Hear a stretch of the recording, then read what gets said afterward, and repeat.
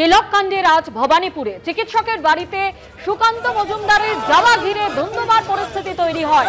সুকান্ত মজুমদার ও চিকিৎসক রজত শুভ্র বন্দ্যোপাধ্যায়কে আটক করে লালবাজারে নিয়ে গেছে পুলিশ।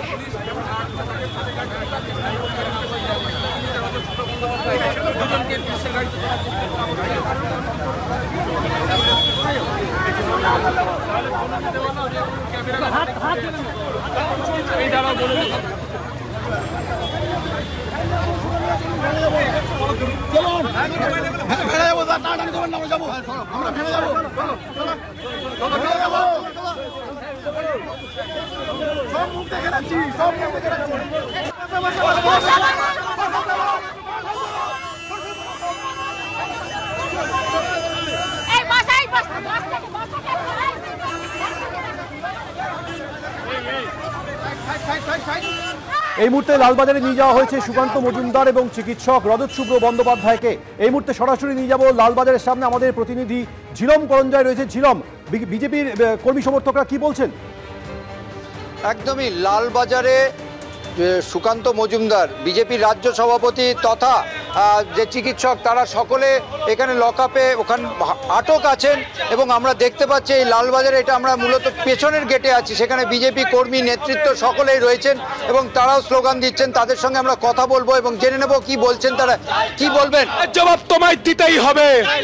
এই পুরো ঘটনা নিয়ে কি বলবেন? ডাক্তারবাবুর সঙ্গে দেখা করতে গেল, ডাক্তারবাবুকেও ভেতরে নেওয়া হয়েছে, সুকান্ত মজুমদার সহ অন্যান্যদেরও নেওয়া হয়েছে। ভাবুন না, এই পশ্চিমবঙ্গের জন্য শ্যামাপ্রসাদ মুখার্জি নিজের বলিদান দিয়েছিলেন। আজকে পশ্চিমবঙ্গ দিবস পালন করতে গিয়ে শ্যামাপ্রসাদ মুখার্জির বাসভবনের ওখান থেকে আমাদের মারধর, টেনে হিচড়ে অ্যারেস্ট করে লালবাজারে এসে রেখে দিয়েছে। পুলিশ প্রশাসন আমার পার্স চুরি করে নিয়েছে, টাকা পয়সা ছিল পার্সে। এই অবস্থায় পুলিশ প্রশাসনে মানে চটি চাটতে চাটতে আজকে আপনারা যেখানে গিয়েছিলেন, যে ভবানীপুরে যেখানে যে চিকিৎসকের বাড়ি যাওয়া হচ্ছিল, সেখানে মূলত সুকান্ত মজুমদার কেন যাচ্ছিলেন এবং কি জন্য যাচ্ছিলেন আমরা কথা বলবো। কি পরিকল্পনা ছিল সুকান্ত? আপনারা তো ওখানে ছিলেনই, আপনি তো ভেতরে ছিলেন। ছিলাম, আমি ডাক্তারবাবুর সাথে ছিলাম এবং আপনাদের ক্যামেরা ছিল, আপনারাই এই খবরটা প্রথম দেখিয়েছেন যে ওখানে ডাক্তারবাবু অপেক্ষা করছেন মাননীয় সুকান্ত মজুমদার আসবেন বলে। এবং ওনার মার বয়স ৮০ বছর, তিনি অসুস্থ, সেটা জানতে পেরে ডক্টর সুকান্ত মজুমদার উনি বলেছেন ওনার মাকে দেখতে যাবেন এবং যার জন্য বাড়িতে একজন অতিথি এলে যেভাবে তাকে আপ্যায়ন করা হয় সেই ব্যবস্থা করে উনি বসেছিলেন। কিন্তু কিছুক্ষণ পরে দেখা গেল প্রথমে বাড়ির সামনে একটা গার্ডরেল লাগিয়ে দেওয়া হলো, তারপরে সেখানে মিডিয়ার যারা বন্ধুরা ছিলেন তাদেরও জিজ্ঞাসাবাদ করা হচ্ছে কেন আছেন ওখানে। তারপরে যখন প্রায় ১.৫-২ ঘন্টা বসে থাকার পরে ডক্টর সুকান্ত মজুমদারকে আসতে দেওয়া হলো না, রাস্তায় আটকে দেওয়া হলো এবং অন্যায়ভাবে উনি বলেছেন লাস্টে যে আমি আমার একজন দেহরক্ষী আর্মস না নিয়ে আমার সাথে যাবে, আমি হেঁটে যাচ্ছি। এখন আমরা কোন পশ্চিমবঙ্গে বাস করছি যে একজন মানুষের বাড়িতে দেখা করতে যেতে পারবে না? কারণ ভাইপোর বাড়ি তার পাশে, অভিষেক ব্যানার্জি বাড়ি তার পাশে।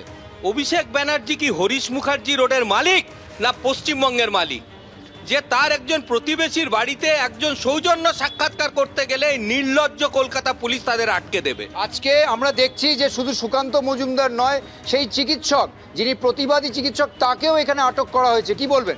না, উনি যেহেতু মাননীয়াকে লন্ডনে কিছু কোশ্চেন করেছিলেন, অপ্রিয় সত্য জিজ্ঞেস করেছিলেন, তারপর থেকে উনি সরকারের রোষানলে পড়ে যান এবং উনি ফিরে আসেন একজন ব্রিটিশ সিটিজেন, একজন এত লব্ধ প্রতিষ্ঠিত ডাক্তারবাবু।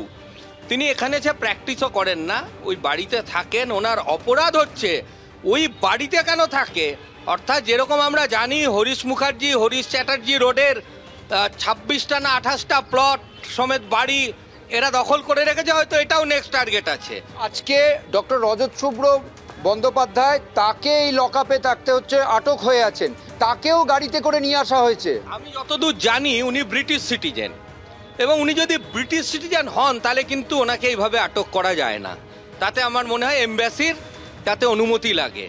তো আজকে কলকাতা পুলিশ একজন কেন্দ্রীয় মন্ত্রীকে ধরে নিয়ে আসছে, একজন ব্রিটিশ সিটিজেনকে নিয়ে আসছে, তারা কি ক্রিমিনাল? ডাক্তারবাবুর কি অপরাধ ছিল? উনি ওনার বাড়িতে কেউ চা খেতে আসবেন, পুলিশ আসতে দিচ্ছেন না বলে উনি প্রায় 800 মিটার নিজে হেঁটে এসে বলেছে আপনি প্লিজ আমার বাড়িতে আসুন।